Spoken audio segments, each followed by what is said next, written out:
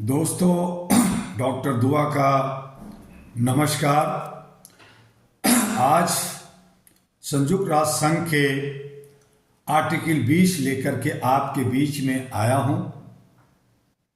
Article 20 कहता है हर व्यक्ति को शांतिपूर्ण सभा और संगठन बनाने का अधिकार है। आर्टिकल 20 कहता है किसी को भी संगठन का सदस्य बनने के लिए मजबूर नहीं किया जा सकता।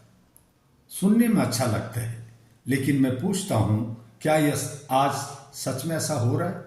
अगर ऐसा है तो शांतिपूर्ण प्रदर्शन पर लाठियां क्यों चलाई जाती है? असहमति रखने वाला हर इंसान देशद्रोही क्यों कहलाता है? अगर ऐसा है तो संगठन छोड़ने वाला गद्दार क्यों कहलाता है? साथियों, अनुच्छेद 20 किताब में तो जिंदा है, लेकिन जमीन पर घायल है। आज संगठन आजादी का माध्यम नहीं, दबाव का औजार बन गया है। राजनीतिक संगठन कहते हैं हमारे साथ नहीं तो तुम मेरे दुश्मन हो। धार्मिक संगठन कहते हैं हमारी भीड़ में नहीं तो तुम अधर्मी हो। और कॉर्पोरेट और यूनियन वाले कहते हैं अगर हमारे लाइन में नहीं तो तुम्हें रोजगार नहीं, तुम बेरोजगार रहोगे। मैं साफ कहना चाहता हूं, यह संगठन नहीं, संगठित जुल्म है। एरा ग्लोबल आज साफ ऐलान करता है सभी की आजादी का मतलब अनुमति पत्र की गुलामी नहीं है। संगठन की आजादी का मतलब विचारों की हत्या नहीं है। अनुच्छेद 20 की आत्मा कहती है तुम इकट्ठा हो सकते हो, लेकिन मजबूर नहीं किए जा सकते। तुम जुड़ सकते हो, लेकिन कैद नहीं हो सकते। तुम असहमत हो सकते हो और वह अपराध नहीं होगा। लेकिन आज का सच है, एक छात्र अगर आवाज करे तो उसे भड़काऊ कहा जाता है। एक मजदूर अगर संगठित हो तो उसे धमकाया जाता है। एक नागरिक अगर चुप रहे तो उसे डरपोक कहा जाता है। साथियों, दोस्तों, यह लोकतंत्र नहीं, यह भीड़ तंत्र है। भीड़ का अपना कोई विवेक नहीं होता। भीड़ को उकसाया जाता है, भीड़ को मोड़ा जाता है और भीड़ के नाम पर व्यक्ति को कुचला जाता है। डॉक्टर दुआ आज स्पष्ट शब्दों में कहता है जो संगठन व्यक्ति को निगल जाए वह संगठन नहीं, सिस्टम की बीमारी है। एरा ग्लोबल का मानना है इंसान अकेला खड़ा हो सकता है और वही उसकी सबसे बड़ी ताकत होती है। अगर कोई व्यक्ति किसी संगठन से अलग रहना चाहता है तो यह उसका अधिकार है, उसकी गलती नहीं। अगर कोई व्यक्ति शांतिपूर्ण ढंग से इकट्ठा होता है तो उस पर गोली नहीं, संवाद होना चाहिए। लेकिन आज राज भी दोषी है और गैर राज ताकतें भी दोषी है। कभी सरकार डराती है, कभी संगठन डराते हैं और बीच में फंस जाता है आम नागरिक। एरा ग्लोबल मांग करती है 4। पहला, शांतिपूर्ण सभा पर हर तरह की अनावश्यक रोक खत्म हो।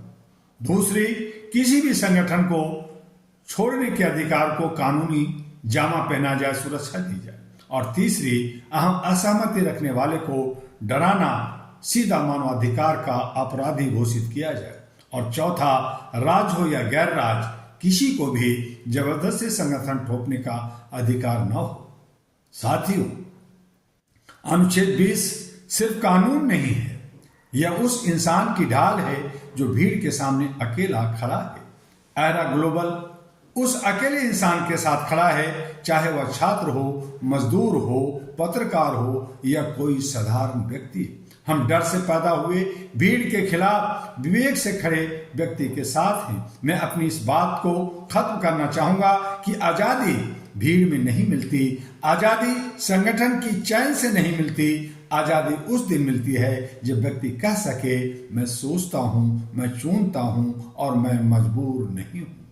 यही अनुच्छेद 20 है, यही मानवाधिकार है और यही एरा ग्लोबल की लड़ाई है। और इन्हीं शब्दों के साथ जय मानवता, जय मानवाधिकार, जय एरा ग्लोबल, जय era all India human rights association और जय हो आप सबका जो आप मानवीय मूल्यों को समझते हैं, जानते हैं और जो नहीं जानते उन तक ये HRTV अहरा और AG अहरा जो है एजी अहरा ग्लोबल, उसे दूर दूर तक पहुंचाएं, लाइक करें, सब्सक्राइब करें और फॉरवर्ड करें, हमारे साथ बने रहें। और इस तरह से जो अहरा का मूवमेंट चल रहा है, सदस्यता अभियान चल रहा है, रिन्यूअल का काम चल रहा है, बहुत सारे कार्यक्रम प्रोजेक्ट पे काम चल रहा है, उनमें अपना सहभागिता दें और उसके लिए HR टीवी या अहरा का हेडक्वार्टर दिल्ली से संपर्क बनाए रखें।